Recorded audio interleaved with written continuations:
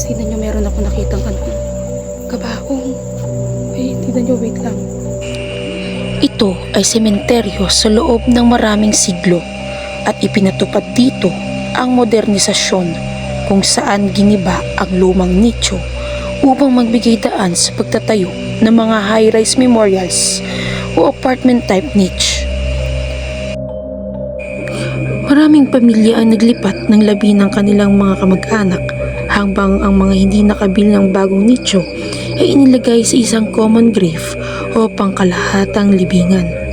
At marami sa mga nakasako o nakaplastik doon ay kabilang na sa tinatawag na Tomb of the Unknown dahil sa sobrang kalumaan ay hindi na matukoy ng munisipyo kung kaninong mga kamag-anak ang mga buto. Hello, what's up? Magandang gabi sa inyong lahat, guys. Muli ako si Aya Ghostly Hour at nandito tayo sa isang sementeryo dito sa La Union. Kaya samahan nyo kami ng Team North Luzon Phantom at ating explore ang kanilang sementeryo. So guys, ayan na po. Bali, iikot na tayo dito sa sementeryo. Yan yung guys.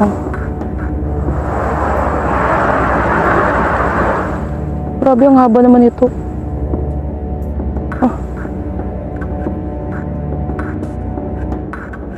Yan. Sa bungad pala ng sementeryo, kapansin-pansin na ang mga sira-sirang nicho. Natin.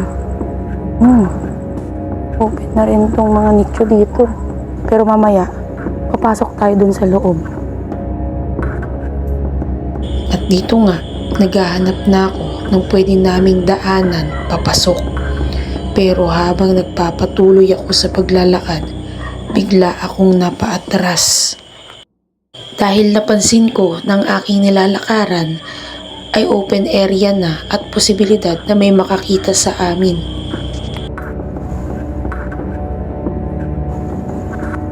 So ayan guys, medyo nag-iingat tayo ng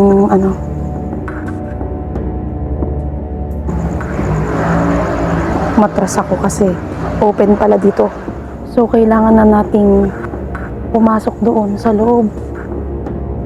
Kasi dito banda open area siya, so baka may makakita sa atin na mga loko-lokong tao. Hindi naman sa hinihingi natin, pero I think babalik ako at dito tayo dadaan. Bukas pala yun doon. Bumalik ako kasi doon banda baka makita na kami doon ng mga tao na hindi natin kilala. At sa pagpapatuloy ng aming eksplorasyon, natagpuan namin ang isang musileo na kung saan ang mga nicho ay nakabukas na, nakalabas na rin ang mga damit at mga kapiraso ng kabaong. Sa kasalukuyan guys, alam nyo ba, inilabutan ako bigla. Ayan o, nakikilabutan ako guys. Grabe, dito lang. Kasi ito, let's go, mga damit to ng mga patay. My God.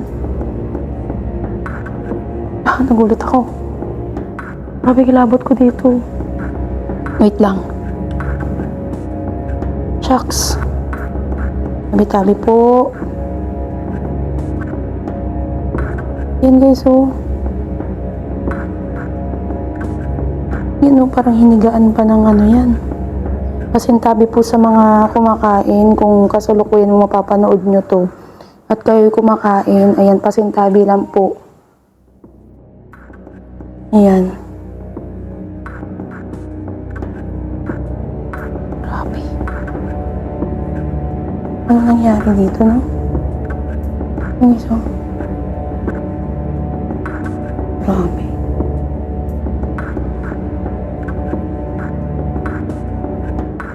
Box.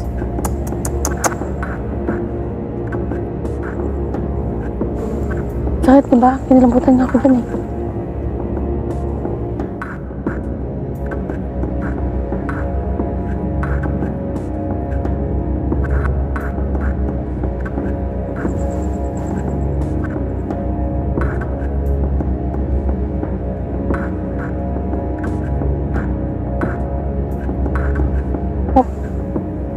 yun? Meron tayong pupuntahan dito na kung saan. Hindi ko alam kung ano ba to. Mga nakasako-sako kasi na itim. At hindi natin alam kung anong laman.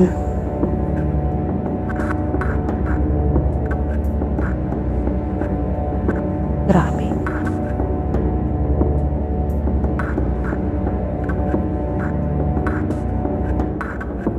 Tignan nyo guys. Yan At dito na nga kami nakakita ng isang tumpok na mga itim na plastic na hindi namin una malaman kung ano nga ba ang mga nakalagay dito. May mga bones. May mga pangalan. Grabe.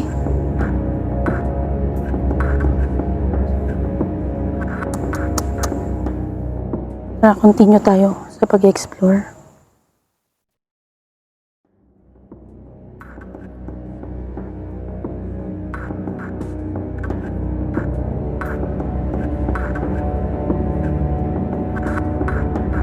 Ang grabe, no?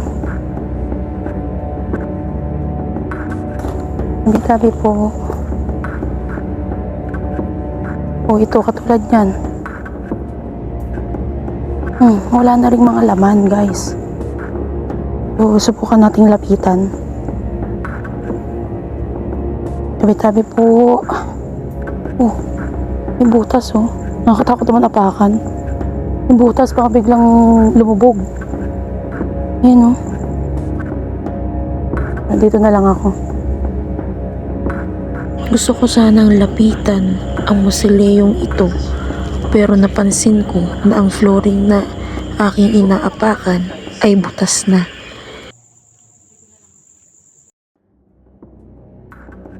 So yan guys, sa likod ko. Yan o. Gusto kong pumunta doon, medyo malapit kaso yung flooring niya may butas na. Parang feeling ko hindi na siya safe. Wala nang laman guys.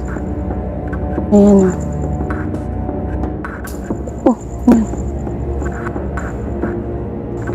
Tara na guys, continue tayo sa nag-explore. Actually guys, no, wala kaming idea kung saan kami makakalusot nito or hanggang saan ba yung mapupuntahan namin dito dahil nga nakarating kami dito, madilim na. So ito na naman tayo, mag-explore tayo nang hindi natin alam kung saan tayo patungo. So yung mga kasama ko umiikot na rin. Kaya nagkahiwa-hiwalay na rin kami.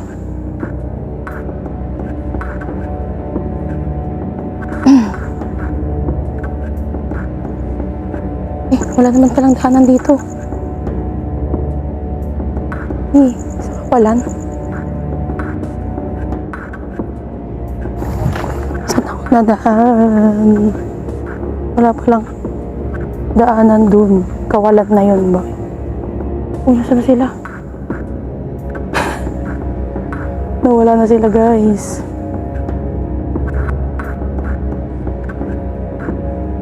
Guys, gabi nawala na yung kasama namin. Ano yun? Nawala na. Saan na sila?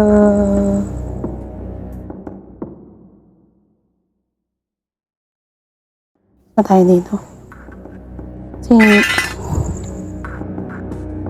Where are you? Where are you?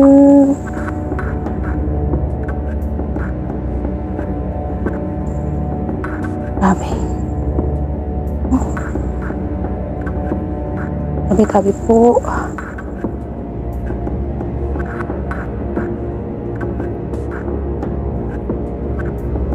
Napakaluwag na cemetery ito guys.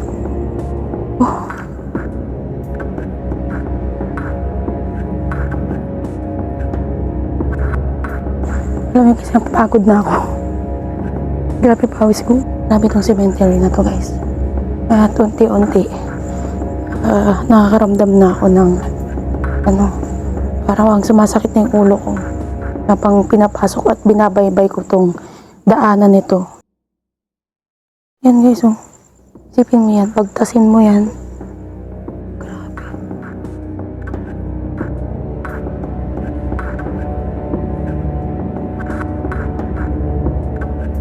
Grabe ang luwag. Yan, oh. Kaliwat kanan talaga. Yan, oh. Grabe, oh. Tignan natin dito. Tignan nyo. Grabe. Daming bakante.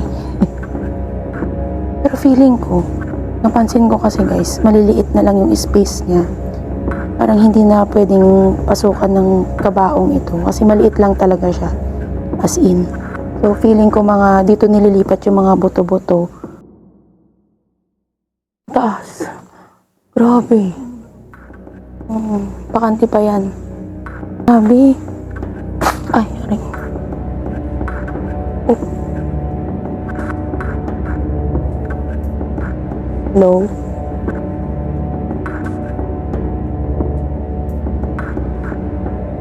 May pawis na ako.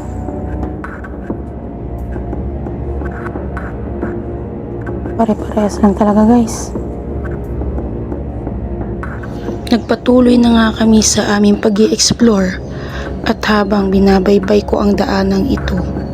Ayan guys, dito tayo sa pinakadulo ng cemetery. At tingnan natin dito kung ano nga ba yung mga makikita pa natin. Grabe. Tingnan nyo guys. Ayan. Ay, hala. Shit. Kabaong. Kabaong. Buksan natin. Wait lang. Wait. Buksan natin yan.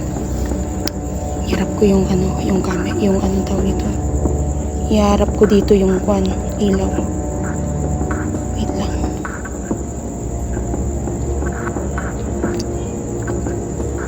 Grabe. Creepy. Tingnan nyo guys. Parang maikling klase na ano to kabaong.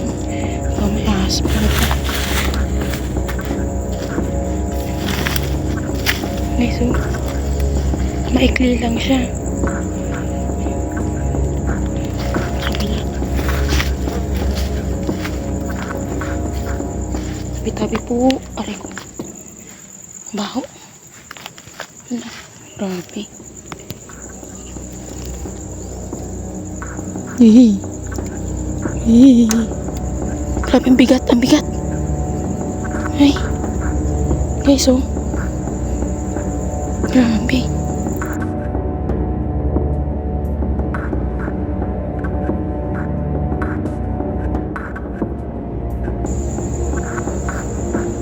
Grabe, creepy. Guys. Tingnan nyo guys, oh. Yan yung binuksan kong kabaho. Grabe. Ayun guys, habang nag-iikot tayo dito, napansin nga natin napaka-organized ng kanilang sementeryo. At para sa akin, napakaganda ng ano nila dito. Maganda yung pamamalakad nila dito.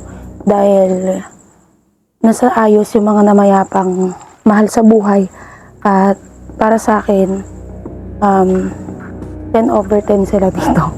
Ayun, hindi. Kidding aside lang. Talagang na-appreciate ko naman yung maayos na himlayan ng mga mahal natin sa buhay. So, yun. Hanggang dito na lang ang eksplorasyon until the next mystery with Aya Ghostly Hour because the search never ends. Explore, discover, believe.